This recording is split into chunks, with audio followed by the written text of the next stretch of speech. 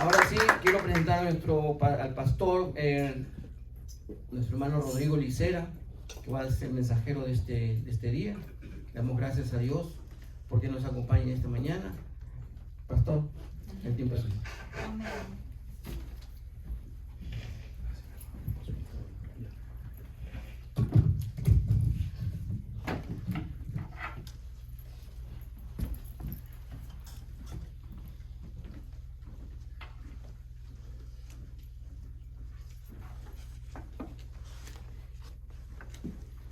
Saludos, iglesia, una vez más con ustedes.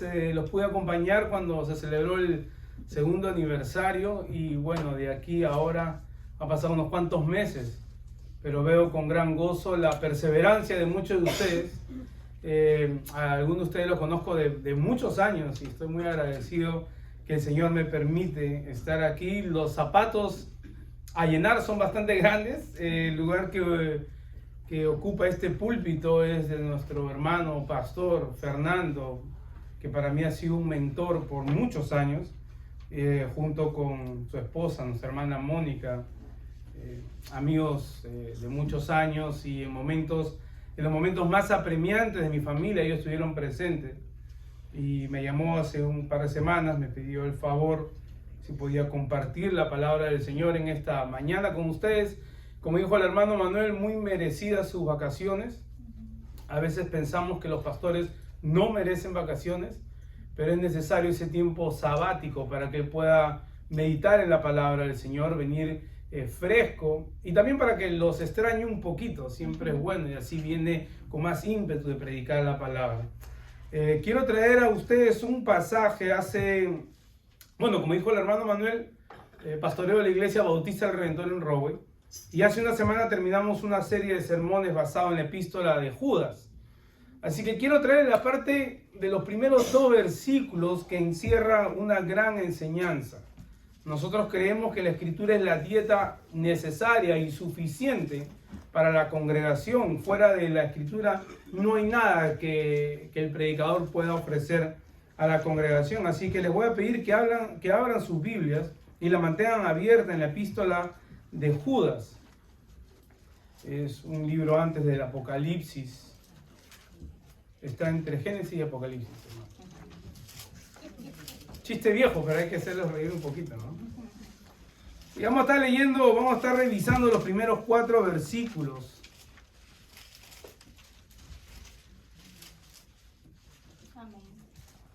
Existe un famoso refrán, creo yo que todos lo hemos escuchado y lo hemos usado. Guerra avisada no mata gente. ¿Okay? Hemos usado ese refrán muchas veces en tono de advertencia. Es como decir que conste que te lo advertí. Pero sabemos por la experiencia vivida que usualmente cuando le decimos a alguien o le advertimos a alguien de algún peligro, usualmente siempre terminan haciendo lo que le dijimos que no hagan. Para después decirle la famosa frase que muchas veces no queremos decir, pero lo decimos. Te lo dije, ¿verdad? Te lo dije. Cuando esa persona que tú has aconsejado vuelve a ti diciendo, bueno, exactamente lo que me dijiste que no haga, eso fue lo que hice. Y eso quiere decir, guerra avisada no mata gente. Te voy a advertir de un peligro para que no caigas en este peligro. Todo lo contrario es la intención de Judas al escribir su epístola. Judas quiere prevenir a esta pequeña iglesia cristiana acerca de los peligros que se están infiltrando en la iglesia. Y es necesario que nosotros entendamos este mensaje. Porque si bien es cierto, Judas está escribiendo a una audiencia en particular, por extensión se aplica a nosotros que somos la iglesia del Señor. Así que esto es lo que él va a hacer. Historiadores o los padres de la iglesia, escribieron esto acerca de la epístola de Judas, que es muy cortita, tiene 25 versículos, un solo capítulo, 25 versículos. Orígenes dijo que esta era una epístola de pocas líneas, pero llena de las poderosas palabras de la gracia celestial. Él dijo que si Lucas, inspirado por el Espíritu Santo, escribió Hechos de los Apóstoles, Judas escribió Hechos de los Apóstatas. Ahora, no sé si ustedes entienden esta palabra apóstata o falso maestro. Y para que tengamos en claro qué es lo que está escribiendo Judas, una breve descripción de lo que es un apóstata. Un apóstata es aquel que en algún momento gozó de la comunión de los santos, que es lo que hacemos aquí, la comunión de los santos, pero en su momento niega la fe, se va. ¿Ok? No perdió la salvación. Juan dice que salieron de nosotros porque no eran de nosotros. La salvación no se pierde, hermano, ¿verdad? Eso lo tenemos claro y espero. Aquel que está en Cristo, Cristo lo dijo, todo lo que el Padre me da, yo no lo rechazo, yo les doy vida eterna y jamás perecerán. Cristo es suficiente para mantener salvos a lo que el Padre le ha dado. Pero un apóstata es aquel que abandona la fe. Un apóstata es aquel que abandona la ortodoxia o la sana doctrina y se va tras mitos y se va tras cuentos o de plano, como dicen mis hermanos los mexicanos, de plano dicen ya yo no creo. O por su estilo de vida niegan lo que una vez profesaron.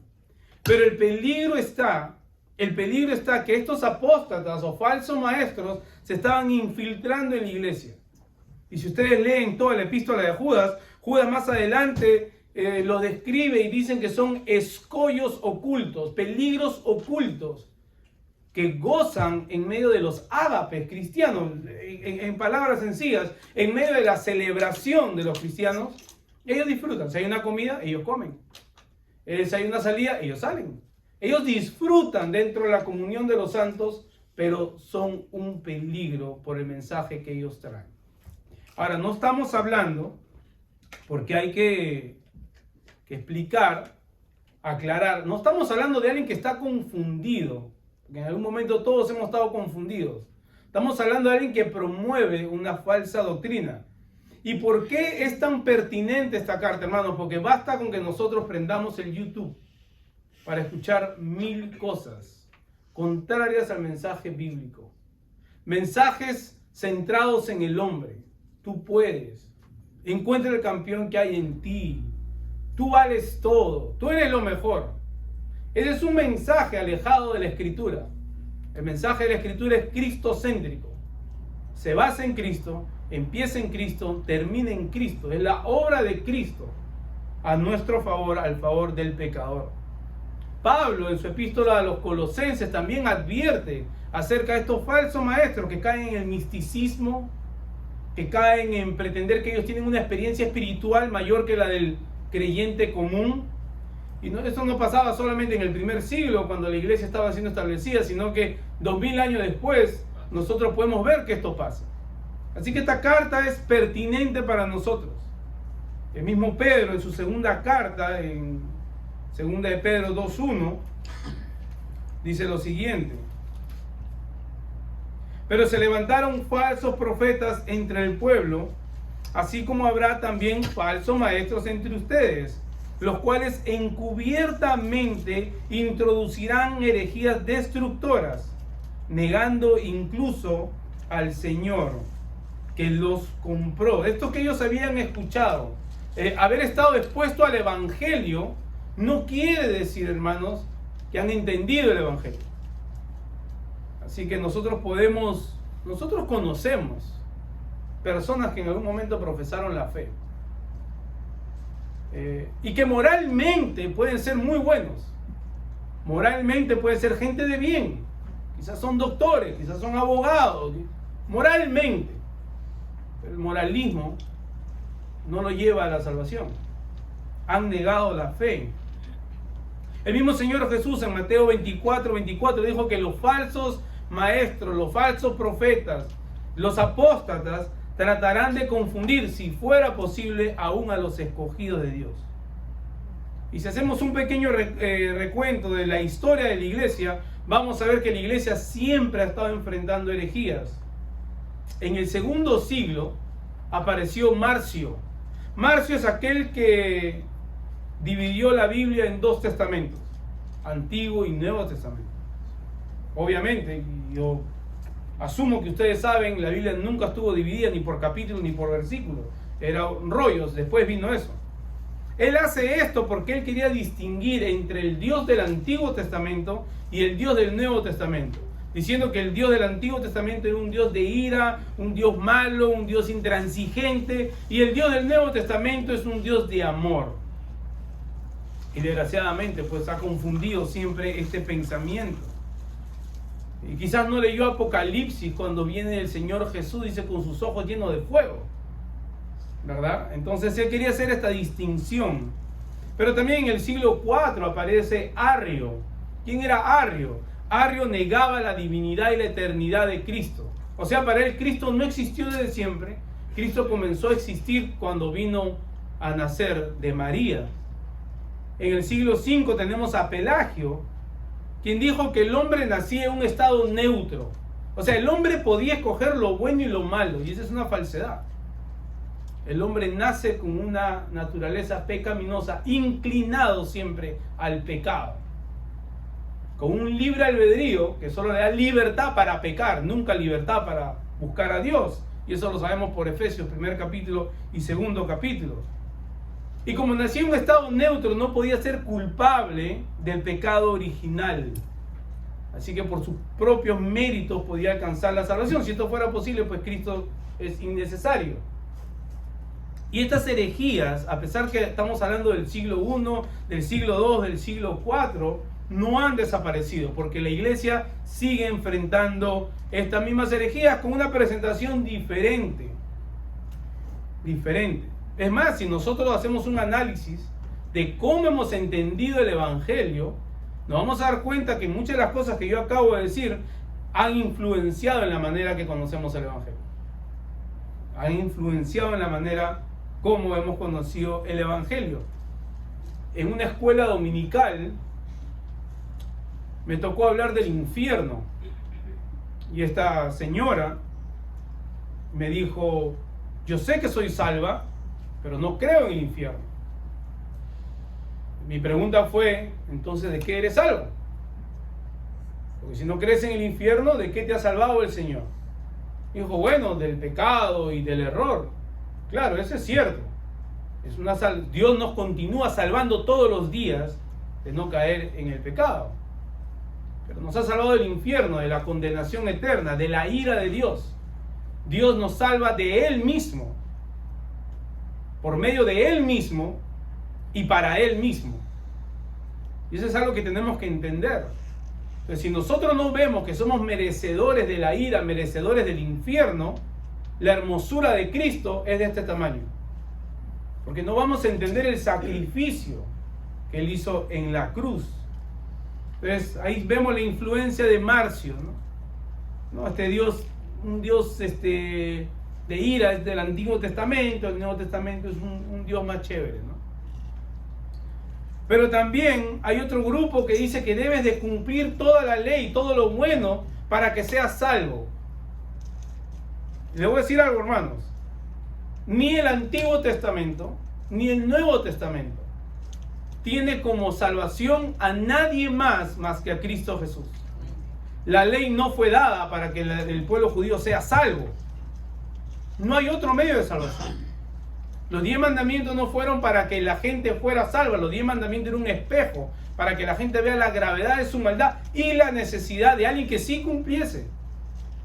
Por eso que ni Abraham, ni Moisés, ni Jacob, ni Job, ni Enoc, ni ninguno de los profetas, ni ninguno de los reyes, ni ninguno de los sacerdotes, ninguno pudo cumplir la ley a cabalidad. Solo uno: Cristo Jesús.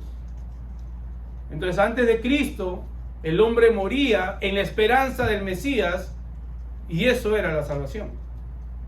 Pero este grupo te dice que tienes que hacer para ser salvo. Tienes que cumplir ciertos sacramentos para ser salvo. Ahí está la influencia de Pelagio. Y es más, dicen, puedes perder la salvación. Lo cual, si pudiésemos perder la salvación, hermano, ya lo hubiéramos perdido. Y hay quienes niegan la divinidad de Cristo. Tenemos ahí a los testigos de Jehová, tenemos a los mormones, que no son denominación, son sectas, que no es una denominación cristiana, son sectas. Pero también hay dentro de los grupos evangélicos quienes niegan la Trinidad, pero son muy astutos. Por eso que yo siempre prevengo a la congregación de las personas que ellos están escuchando. Hay muchos famosos que niegan la Trinidad y lo hacen de una manera astuta, algo que se conoce como el modalismo. O sea, para ellos Dios en un momento se pone la gorrita de papá, en otro momento la gorrita de hijo y en otro momento la gorrita de Espíritu Santo. No son tres personas para ellos, es una sola persona tomando diferentes roles. Y eso es una herejía, hermano. Así que, y ahora como ha pasado todo más adelante, ¿qué es lo que enfrenta la iglesia hoy? Este famoso del decláralo, o haz las cosas realidad con tu palabra, trae a la vida con tu palabra, decrétalo, cancélalo. Estas cosas, hermanos, no se encuentran en ninguna de las páginas de la Biblia, sino que nosotros, por nuestras pasiones desordenadas, queremos creer en estas cosas. Ponemos nuestra fe en estas cosas que realmente son herejías. Y eso es lo más común. Es lo más común que ahora la iglesia enfrenta. Entonces lo que Judas nos enseña, hermanos, es a exponer y a denunciar a aquellos falsos maestros. Ustedes han escuchado la frase, somos la iglesia militante, ¿verdad? Amén. Quiere decir que la iglesia está en guerra. Y en guerra particularmente con tres enemigos que tenemos: el mundo, Satanás y nosotros mismos. Yo soy mi peor enemigo y espero que sepas que tú eres tu peor enemigo. ¿Okay? Pero la iglesia está en guerra en contra de esos tres enemigos. Ahora Judas nos dice que la iglesia también tiene que estar en guerra de aquellos que domingo tras domingo predican cualquier cosa menos a Cristo y a este crucificado. Así que tenemos que exponerlos juntos con sus mentiras. Desgraciadamente nos hemos vuelto iglesias muy permisibles con el famoso no juzguen. Hay asuntos que la Biblia nos dice que como iglesia debemos de juzgar. Y eso es lo que nosotros debemos hacer. No podemos permitir que estas cosas se infiltren en la iglesia. Por ahí hay hermanos que a veces sin tener discernimiento, hasta las alabanzas son falsas doctrinas, como esa canción que dice: la gloria de Dios me deja jugar y me permite ganar. ¿De qué está hablando? Son falsedades, hermanos, no se dejen engañar. Otra muy famosa es: arrebato mis hijos, arrebato tal, arrebato los tesoros. ¿De quién le estás arrebatando? Si toda buena dádiva viene del Señor, todo buen regalo viene del Señor, no tengo que arrebatarle nada a nadie. Así que Judas nos recuerda cuál es la buena batalla de la iglesia, que es el título del sermón, que se da solo la introducción, hermano. Así que ¿de qué manera Judas aborda este tema? ¿De qué manera él nos va a advertir? ¿De qué manera va a usar esta frase, guerra avisada no mata gente? Y lo va a hacer de dos maneras. Del versículo 1 al versículo 2 nos va a decir primero la descripción de un creyente. Versículo 1, versículo 2, la descripción de un creyente. Versículo 3 y versículo 4, la responsabilidad del creyente. Y espero que el tiempo nos dé para poder llegar a exponer estos dos subtítulos. Así que hermanos, pero primero acompáñenme en oración para que el Señor nos ayude con sus luchas, con nuestras luchas, que muchas veces la distracción, el sueño, el cansancio, preocupaciones del día. Que el Señor ayude a que nuestro corazón se incline a escuchar su palabra, que es inerrante, que es suficiente, que es perfecta, no contiene contradicción y que es la autoridad en medio de su pueblo. Oremos, hermano. Amado Padre, te doy gracias en esta mañana que tú me das la oportunidad, el privilegio, Señor, siendo yo vasija de barro, como dice tu palabra, pero con este gran tesoro que es el Evangelio. Cada uno de nosotros con una responsabilidad, Señor, de permanecer en la fe, de perseverar en la fe, Señor, y de llevar a otros a la fe. Así que ayuda a que esta pequeña carta, esta pequeña parte introductoria que vamos a ver, nos dé ánimo, nos ayude y también nos consuele, Señor, en Cristo Jesús. Amén. Amén. Judas empieza su carta diciendo, Judas, lo leo de la Nueva Biblia de las Américas: Judas, siervo de Jesucristo y hermano de Jacobo. Ahora, como es obvio, debemos empezar a dar una pequeña descripción de quién es Judas.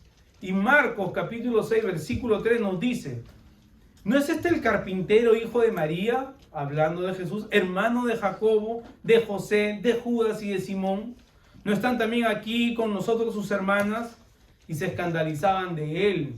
Así que el Evangelio de Marcos rápidamente nos describe que Judas es uno de los hermanos de Jesús, que a la vez es hermano de Jacobo, quien escribiera la carta de Santiago. ¿Ok? Entonces es Judas, hermano de Jesús, tenía una relación directa y estrecha con él. Pero las escrituras nos dicen más aún. En Juan capítulo 7, versículo 5 nos dice que ni sus hermanos creían en Jesús. Marcos capítulo 3, versículo 21 nos dice, cuando sus parientes o sus hermanos oyeron esto, a Jesús hablar, fueron para hacerse cargo de él porque decían, está fuera de sí. O sea, Judas, siendo hermano de Jesús, no creía en Jesús. Ese es el trasfondo de Judas. ¿Ok? Era su hermano, pero no creía en él. Y no solo no creía en él, sino que lo tildaba de loco. Fue y lo agarra y le dice, disculpe, el hombre está loco. ¿Ok? Así que este era Judas. Un detalle detrás de toda descripción, hermano. ¿Cómo nos ayuda esto? Y esto nos da esperanza. Porque tú y yo tenemos familiares que han escuchado el nombre de Jesús. Tú y yo tenemos amigos, quizás tu esposa, quizás tu esposo, quizás tus hijos, que han escuchado acerca de Cristo, pero aún no creen. Y es más, consideran que lo que hacemos aquí es fanatismo, consideran quizás que las enseñanzas de Jesús son demasiado extremas, son muy antiguas, y ven más bien que ir conforme a como la sociedad lo dictamina, esa es la mejor manera de ir. Pero aquí está la esperanza, hermanos. Aquí está la esperanza al ver cómo Judas es transformado de convertirse en alguien que aún con un parentesco cercano y familiar negaba quién era Cristo y además se burlaba de él y lo tildaba de loco, y ahora es salvo por medio de la sangre del Cordero. Así que Dios sigue salvando, hermanos. Dios sigue salvando. Todos los días salva a alguien. Amén. Así que oremos por aquellas personas que aún no conocen al Señor. La tumba vacía convenció a Judas. El poder del Evangelio lo transformó. ¿En qué? Como él dice, en siervo de Cristo, esclavo de Cristo. ¿Qué es lo que cada uno de nosotros debiera hacer? El cristiano no viene a la iglesia a estar cómodo. El cristiano no viene a la iglesia para sentarse con aires de alguien me tiene que atender. El cristiano es un esclavo de Cristo, por ende, siervo de su novia, de la iglesia. ¿Ok? Y eso hay que tenerlo presente. Judas, conociendo que tenía esta relación estrecha, no la usa como un medio para llamar la atención de aquella iglesia. No dice, mira, soy el hermano de Jesús, así que más vale que me escuchen porque yo tengo ahí, como decimos en Perú, una vara, ¿no? Un gancho. No, él no usa nada de esto, él simplemente se pone como un siervo de Jesucristo. Quizás hasta por vergüenza, no quería ni decir que era el hermano de Jesús después de haberlo negado. Así que, primeramente Judas, la estrategia que va a usar él para prevenir a esta iglesia acerca de los engañadores es que él va a dar una breve descripción de quién es un creyente. Si yo les preguntase a ustedes, hermanos, ¿por qué somos cristianos? Y no respondan, yo sé que las respuestas serían distintas. Quizás coincidan 2 o 3 respuestas, pero es la Escritura la que define por qué somos cristianos. Primeramente, somos cristianos de milagro. Ninguno de ustedes, ni yo, escogimos al Señor. ¿Okay? El Señor es quien nos llama. Jesús lo dijo bien claro, nadie puede venir a mí si mi Padre no lo arrastra. Así que, pero Judas quiere ir un poquito más allá. No solamente debemos saber que somos salvos, sino que también debemos saber cómo es que fuimos salvos. ¿Cómo es que fuimos salvos? Porque si la Escritura, si la intención de Dios solamente fuera que su pueblo sepa que son salvos, no nos habría dejado todo esto. Entonces, no solamente debemos conformarnos con saber soy salvo por medio de Cristo, solo por gracia, solo por la fe, solo por lo que dice la Escritura, solo para la gloria de Dios, sino que también cómo hemos sido salvos. Así que, ¿cuál es la obra que el Señor ha llevado a mi favor? ¿Qué sucedió el día que el Espíritu Santo me convenció de mi pecado y regeneró mi corazón? Porque la mejor manera de reconocer un falso converso, un falso creyente, es que no entiende esto. Así que primero él empieza diciendo que el creyente es siervo. Un creyente es siervo, como él mismo se describe. Es alguien que ha sido comprado. ¿Entendemos esto, hermanos? Cada mañana, no voy a exagerar, no voy a decir cada mañana, pero procuro cada día repetirme lo mismo. Alguien te compró. Tú tienes un dueño.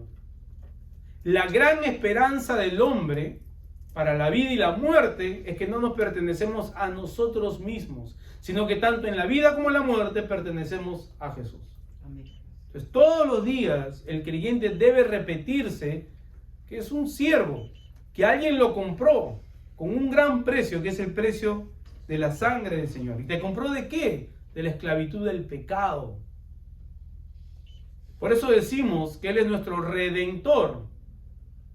¿Okay? Redentor quiere decir, Él nos redimió, Él nos compró. Así como antiguamente había en la subasta de los esclavos y presentaban un montón de esclavos y alguien pasaba y decía, yo lo compro y denme su acta de libertad. Así mismo el Señor nos compra. Él pagó el precio. Estábamos esclavos del pecado y nos saca de las tinieblas a su luz admirable. Entonces tenemos un dueño quien pagó un alto precio. Y ahora ese creyente vive para agradar a ese dueño. No tenemos de otra.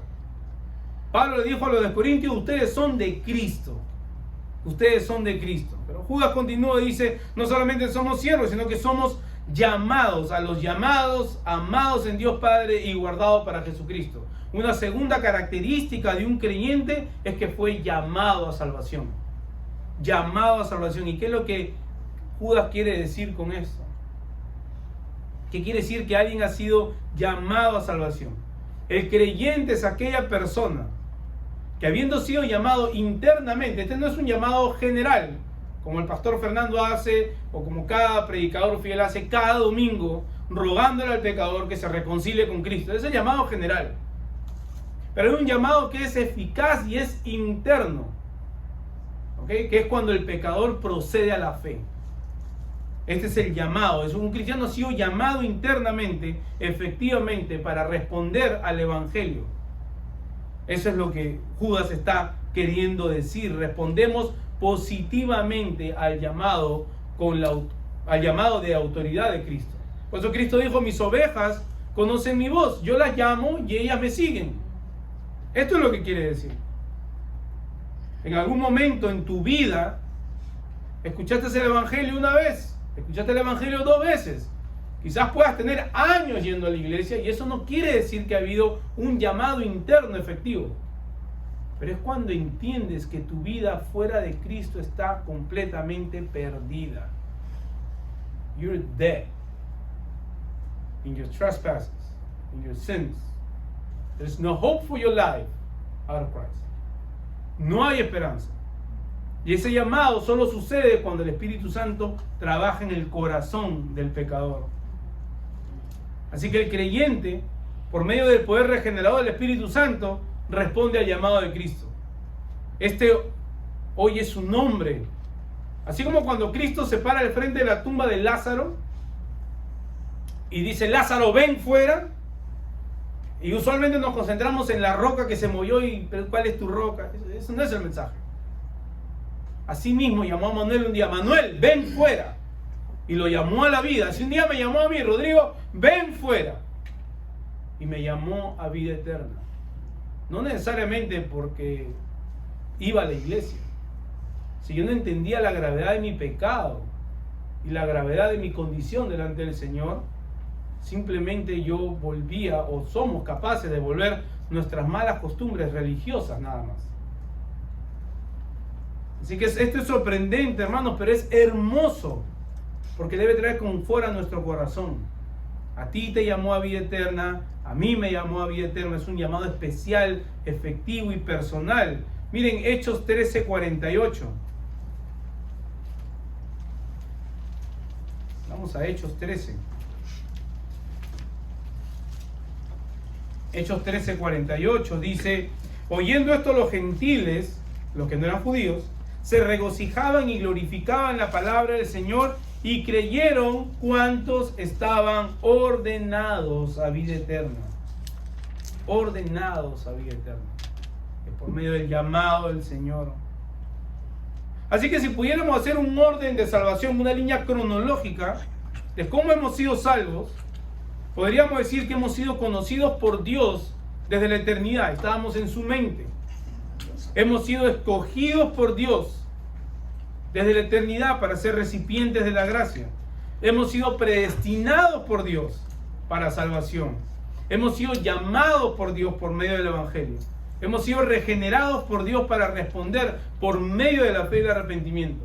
Somos convertidos por Dios. ¿Para qué? Para odiar lo que tanto amábamos, nuestro pecado, y amar lo que no nos ha llamado la atención nunca, que es Cristo. Somos justificados por Dios para gozar ahora de una posición correcta delante de Dios. Somos redimidos por Dios para ser libres de la garra del pecado.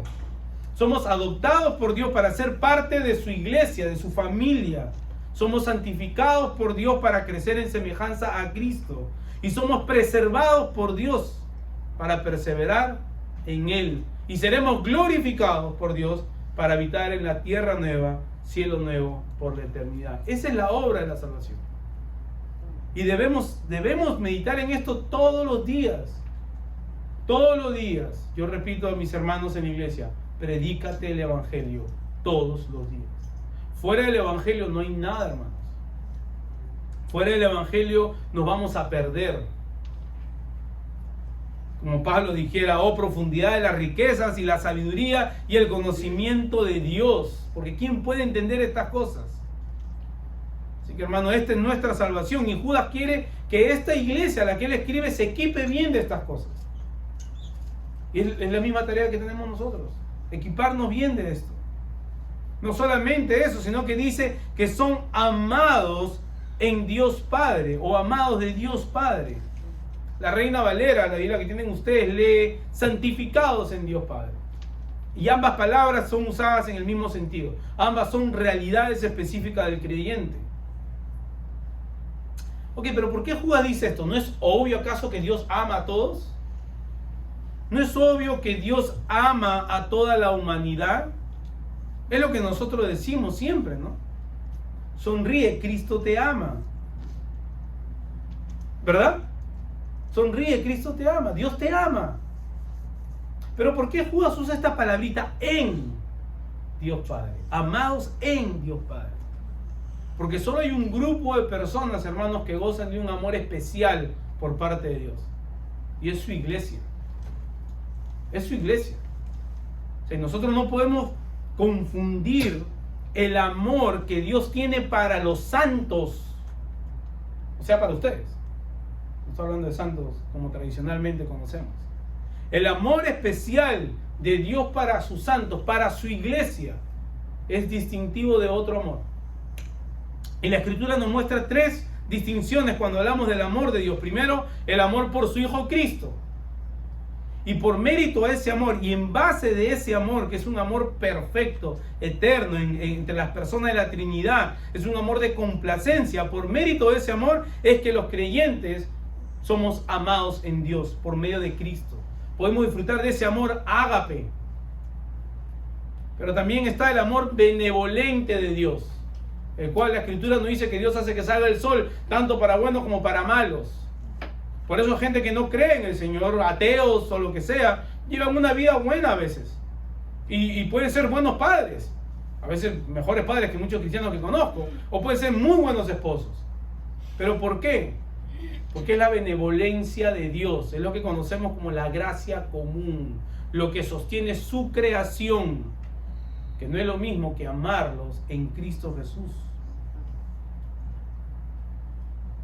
Dice Romanos 8:31. Un pasaje muy conocido.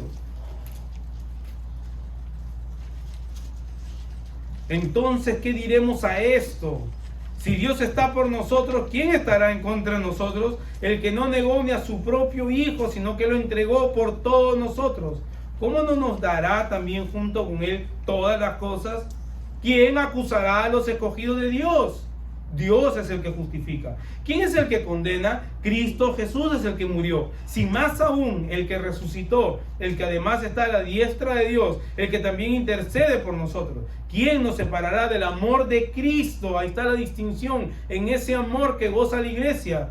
Tribulación, angustia, o persecución, o hambre, o desnudez, o peligro, o espada, tal como está escrito: por causa tuya somos puestos a muerte todo el día. Somos considerados como ovejas para el matadero. Pero en todas estas cosas somos más que vencedores por medio de aquel que nos amó. Porque estoy convencido que ni la muerte, ni la vida, ni ángeles, ni principados, ni lo presente, ni lo porvenir, ni los poderes, ni lo alto, ni lo profundo, ni ninguna otra cosa creada nos podrá separar del amor de Dios que es en Cristo Jesús, Señor nuestro. Amén. La iglesia dice amén, hermanos, porque es el amor que nosotros gozamos. ¿Se dan cuenta de lo que dice Pablo? Que el cristiano va a estar expuesto a estas cosas: a desnudez, a persecución, a hambre. Pero que ninguna de esas cosas nos aparta del amor del Señor. Ninguna de esas cosas. No vale, no basta, hermanos, escuchen, decirle a las personas: sonríe, Cristo te ama. Y se van a ir al infierno con su sonrisa. Si la sangre de Cristo no les salpica a ellos, si ellos no entienden que el amor de Dios se ve reflejado en la cruz, hermanos, el amor de Dios es usado como un amuleto. El pecador necesita ver que el amor de Dios se ve reflejado en el sacrificio de Cristo Jesús a pago por los pecadores. Fuera de eso, hermanos, yo me puedo poner mi sticker en el bumper que diga: sonríe, Cristo te ame. Ahí no hay ni un mensaje que lleve al pecador al arrepentimiento. Y fuera de ese mensaje no hay salvación. Fuera de ese mensaje no podemos gozar del amor complaciente de Cristo. Tiene que salpicarle la sangre de Cristo derramada en la cruz. Dice: y guardados para Jesucristo, continúa Judas. Volvemos al primer capítulo de Judas. Otra descripción del creyente es que el creyente es protegido por Dios. ¿Qué quiero decir con esto? No quiero que se malentienda. Acabamos de leer Romanos 8 y vemos que el creyente muy posiblemente va a experimentar todas estas aflicciones en la vida. Si tú obedeces pensando que tu obediencia te va a librar de esto, eso es fariseísmo. Y déjame decirte que tanto ustedes como yo tenemos un fariseo enano que vive en nuestros corazones. Y podemos creer que por la obediencia Dios está obligado a salvarnos de estas cosas. Nosotros vemos los mártires. ¿Ok? Nosotros podemos ahorita ver las noticias y nos dicen los números que hay 25 cristianos todos los días que mueren a causa de su fe. Todos los días. Lo que pasa es que nosotros vivimos en los Estados Unidos, en Norteamérica, y pensamos que el evangelio solamente es para este lado del país o del mundo. No, hermanos, hay hermanos tuyos ahorita que sus hijas son robadas y llevadas a prostitución. Donde países musulmanes se meten a las iglesias, así como, bueno, iglesias escondidas, y agarran a las niñas, a las mujeres y dicen: nos las llevamos, y las venden en el mercado negro. Y se siguen reuniendo. Y siguen proclamando el nombre de Cristo. Entonces no quiere decir, cuando decimos que Dios nos preserva, nos protege, no quiere decir necesariamente, muchas veces sí, pero no necesariamente que nos va a proteger de los peligros de estar en un mundo que es caído. Vivir aquí es peligroso. Es un mundo que está bajo la maldición del pecado. Y por eso hermanos mueren de cáncer, mueren atropellados y un sinfín de cosas. Dios no permita eso en nuestras vidas. Pero eso no es lo que quiere decir. Cuando dice que estamos guardados para Cristo o guardados en Cristo, lo que quiere decir, hermanos, es que Dios preserva nuestra fe. ¿Okay? Y Judas vuelve a retomar este tema en su doxología, en el cierre de la carta. Dice, y aquel que es poderoso para guardarlos a ustedes sin caída y presentarlos sin mancha en presencia de su gloria con gran alegría. Judas lo que está diciendo es que Dios no nos va a dejar caer de la gracia. Nos guarda nuestra fe. No porque nuestra fe sea grandísima o pequeña, sino porque es una fe que Él nos ha dado como un regalo. Efesios 2:8 dice, porque por gracia sois salvos, por medio de la fe. Y esto no es de ustedes, es de Dios. Para que nadie se jacte, para que nadie se gloríe, para que nadie se infle, para que nadie diga, oh, si mi fe me ha salvado porque tengo una fe grande. Entonces Dios es increíble, porque si Dios no nos preservaría, hermanos, ahorita en este segundo, yo negaría la fe. Tú negarías la fe. Si Dios no deja solamente a nuestra suerte, por así decirlo, ya hubiéramos negado su nombre. Pero como somos de Él y como Pablo nos dice en Filipenses, aquel que empezó la buena obra, aquel que la empezó, la continuará hasta el día de Cristo. Él nos preserva porque es Él el que pone el querer como el hacer. Él es el que obra en sus hijos. O sea, nosotros, sus hijos, estamos seguros en Él. Porque podemos pasar algún tiempo de pecado, podemos caer en tentaciones, pero Dios por su amor, que es inexplicable, porque es su amor en Cristo, no por lo que tú eres o por lo que yo soy, por medio de su corrección, de su disciplina, nos vuelve a traer. Así que Él nos guarda, no por medios humanos, sino que nos preserva en Cristo, porque su Espíritu habita en nosotros y Él preserva nuestra fe para nosotros perseverar. Amén. Nos protege de la tentación de abandonar la fe y caer de la gracia. Por eso un cristiano o un creyente, hermanos, nunca deja de serlo. No existe esos que dicen, yo un día fui cristiano. No, tú nunca fuiste cristiano. Oh, yo un día era creyente. No, tú nunca fuiste creyente. El que es cristiano, el que es creyente, pertenece a Cristo con toda seguridad. Amén. Dice, yo la vida eterna y no van a perecer jamás. Ahora el cristiano sí, como dije, puede caer en pecado. Y Dios por sus medios, la iglesia es un medio de gracia para restaurar al pecador, lo vuelve a traer a comunión con Él. Así que Él nos preserva, ¿okay? Para que nunca dejemos de ser de Cristo y para Cristo. Él es el que perfecciona la buena obra, y esta es una gran esperanza, amados. Esta es una gran esperanza porque es una gran descripción, breve pero profunda, de lo que es un cristiano. Esto es lo que somos en Cristo. Y gran parte de por qué el cristiano a veces va caminando débilmente es porque no conoce su identidad en Cristo.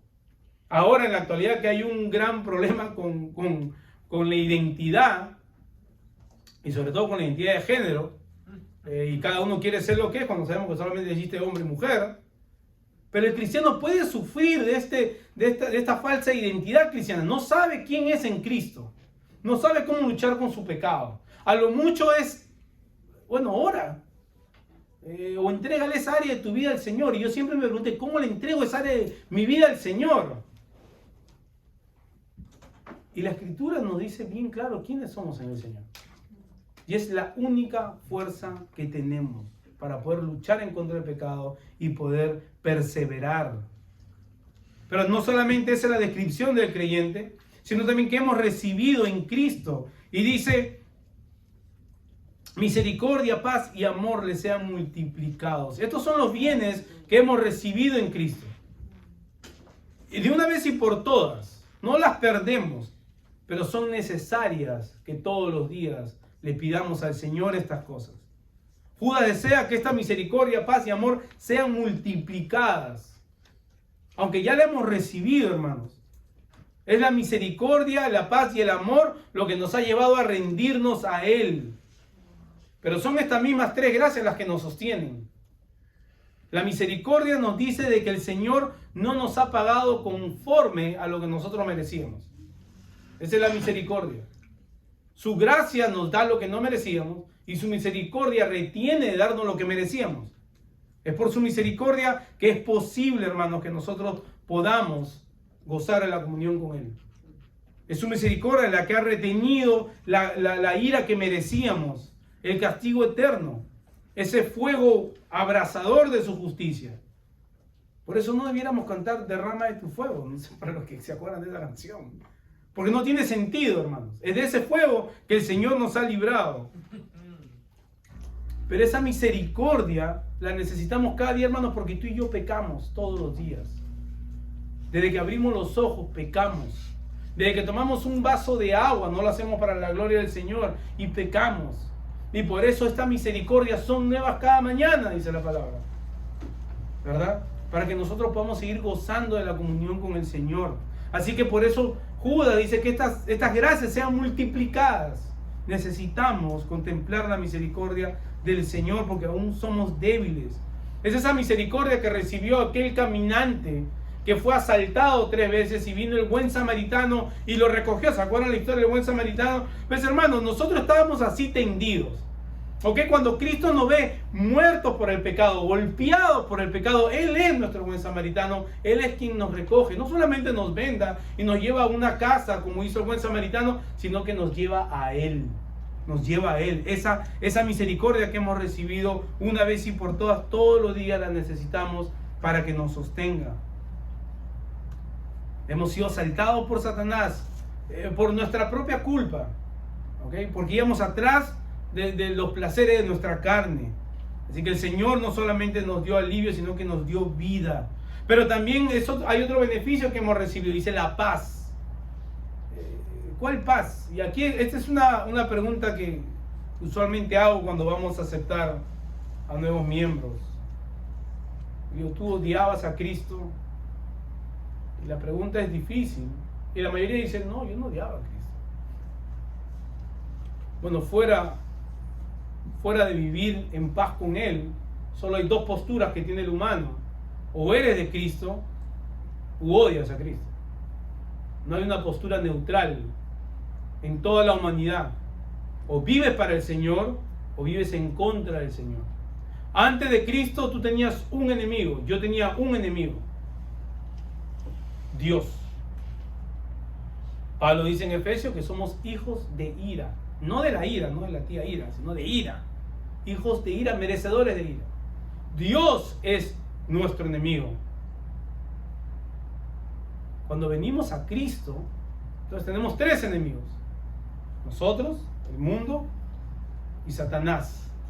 Entonces cuando la palabra dice que hemos recibido paz por parte de Cristo, es porque Pablo dice en Romanos 5:1 que por medio de la fe somos justificados y tenemos paz para con Dios. O sea que antes de ese suceso en nuestra vida no teníamos paz para con Dios. ¿Por qué es necesario que entendamos esto, hermanos?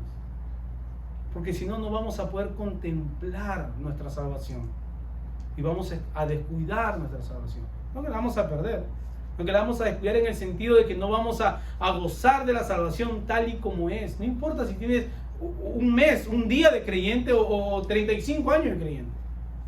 Estas son las cosas que no deben escapar de nuestra mente. Por medio de la fe somos justificados y ahora sí tenemos paz para con Dios por medio del príncipe de paz que Isaías había profetizado 600 años antes de la venida de Cristo. Esa es la paz de la que habla la palabra, porque hemos vivido en guerra en contra de Dios.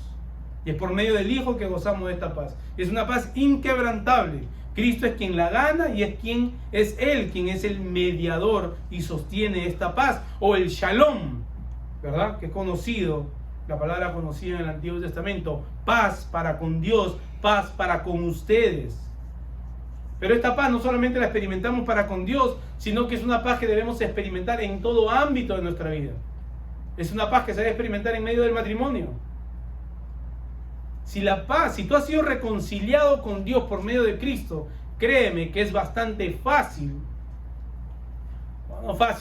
menos grado, la dificultad de llevar un hogar en paz. Porque lo que tú has recibido por gracia, tú lo otorgas por gracia. Esta paz debe inundar todo aspecto de nuestra vida sentimental, nuestra vida emocional, nuestras finanzas, las relaciones horizontales que tenemos. Esa es la paz que Judas desea para los receptores de esta carta, y es la paz que el Señor desea para cada uno de nosotros. Esta paz debe inundar cada espacio de nuestra vida, y lo necesitamos, hermanos, porque batallamos con estos aspectos en nuestra vida. Batallamos, para los que somos casados, batallamos en nuestros hogares, batallamos criando a nuestros hijos, batallamos con nuestros jefes, con nuestros compañeros de trabajo. Es una lucha constante. Y si no meditamos, y si no estamos a cada momento entendiendo que hemos recibido una paz para con Dios, entonces yo, por medio de esa paz, yo puedo estar en paz con los demás. Eso no evita los problemas, obviamente, sino que hay que experimentarla. Pablo escribe en Filipenses 4, 6 y 7: por nada estés afanoso, dice. Antes bien, en todo, mediante la oración y súplica con acción de gracia, sean dadas a conocer sus peticiones delante de Dios. Y la paz de Dios, que sobrepasa todo entendimiento, ahí está, la paz de Dios que sobrepasa todo entendimiento, que opera por medio de la oración, guardará sus corazones y sus mentes en Cristo Jesús. Él es nuestra paz diaria en todo, hermanos. Es nuestra paz diaria, por medio del contentamiento. Y por último, Judas menciona un amor abundante. Y Judas usa esta palabra al menos 5 veces en toda su carta. Son amados por Dios. El creyente es amado por Dios, y este amor se ve a través del consuelo de Dios, a través de la provisión diaria, a través de la comunión con los creyentes, hermanos. Si usted está aquí es para amar a alguien.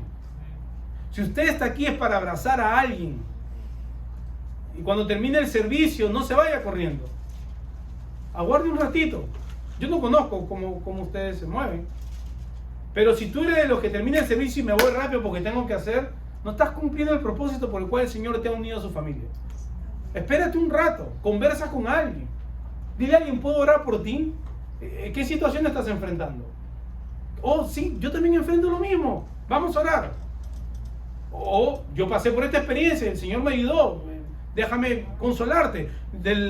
Por medio del consuelo que hemos recibido, debemos consolar a otros. No salgamos corriendo, hermano.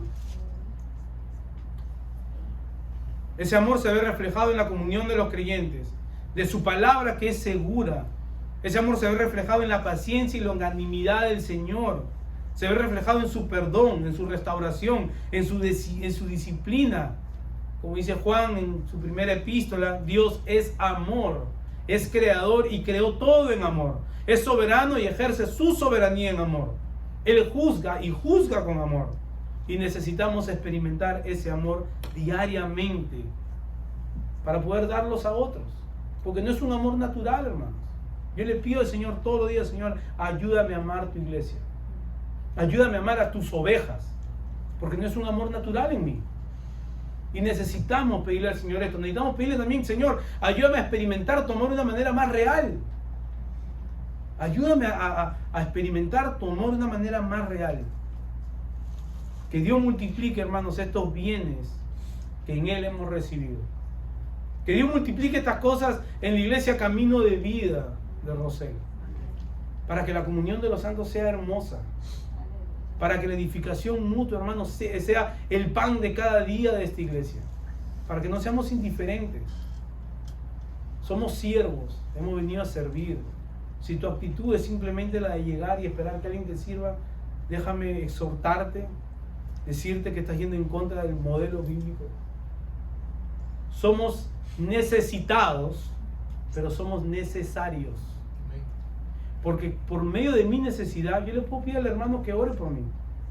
Y él es bendecido a interceder por mí. Entonces todos nos necesitamos, hermano. Así que más allá de ser una estrategia que Judas presenta, cómo luchar la buena batalla en la iglesia, la intención de Judas es que nuestra seguridad de quienes somos en Cristo crezca para poder enfrentar todo lo que enfrentamos día a día. Recordar que somos siervos de Cristo. Esto nos devuelve la convicción de saber de quién es aquel que nos compró. Recordar que hemos sido llamados por medio de un llamamiento eficaz. Esto nos lleva a una adoración sincera, no solamente en las 2 alabanzas que hacemos, sino que el día a día, todos los días, los más jóvenes que tienen redes sociales, eso refleja cuánto adoras al Señor o cuánto te adoras tú. El cristiano está llamado a negarse a sí mismo, no buscar atención de nadie, Que tus redes sociales reflejen que amas al Señor. Que tu vida diaria refleje que adoras al Señor. Que adoras al Señor porque eres una esposa que atiende a su esposo teniendo en mente que está adorando al Señor. Que eres un esposo que sirve a su esposa teniendo en mente que está adorando al Señor. Que crías a tus hijos sin llevarlos al desespero, como dice la palabra, sabiendo que el Señor te ha llevado a ti a la paz por medio de Cristo. Amén. Que nuestras palabras sean agradables delante del Señor. Nos debe llevar a humillarnos, de saber que a pesar de nosotros mismos, Él ha decidido llamarnos para salvación. Somos amados en Dios y somos guardados en Cristo Jesús. Pero la pregunta es, ¿cómo sabes si este eres tú? ¿Cómo sabes si lo que acabo de exponer en estos 2 pequeños versículos, cómo sabes si esto te describe a ti? Y quiero, para cerrar, hay un libro que se llama El progreso del peregrino de John Bunyan. Y en una de sus páginas describe a Cristiano, un personaje de esta literatura. Es un hombre que está vestido de andrajos, con una bolsa muy pesada sobre sus hombros, que quizás te describe a ti hoy, pero solo con un libro. Y el libro le hablaba acerca de un Salvador en una ciudad celestial. Y llorando solo decía, ¿qué debo hacer? ¿Qué es lo que tengo que hacer?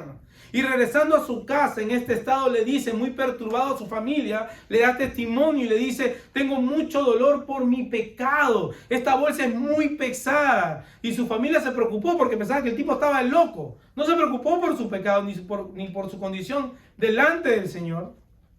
Pensaba que tenía algún delirio.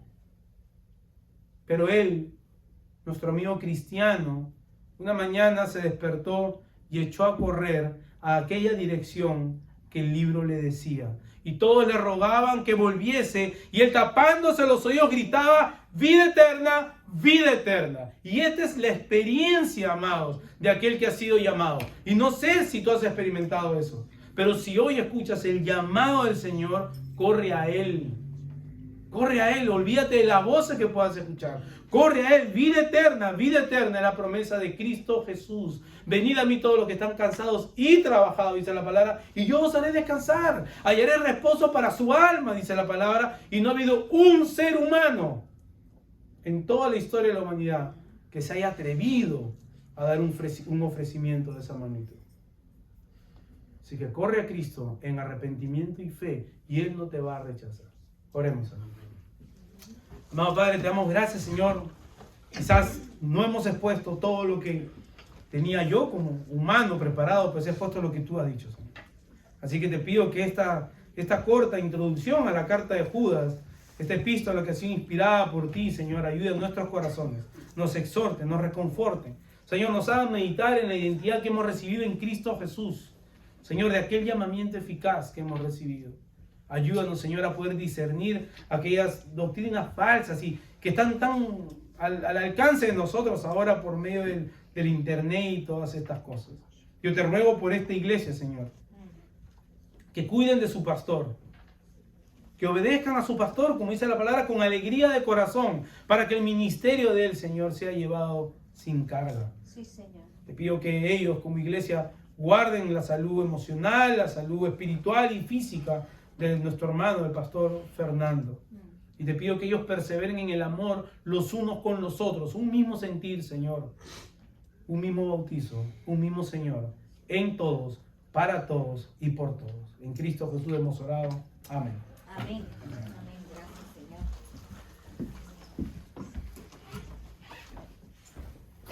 Gloria a Dios. Vamos a ponernos de pie, hermanos, a agradecer al Señor.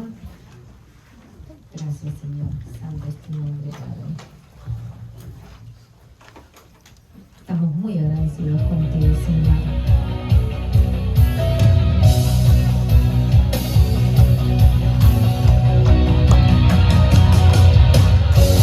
Tú diste al hombre un lenguaje muy bello. Tú nos diste la música para adorarte. Estoy agradecido y quiero cantarte. Estoy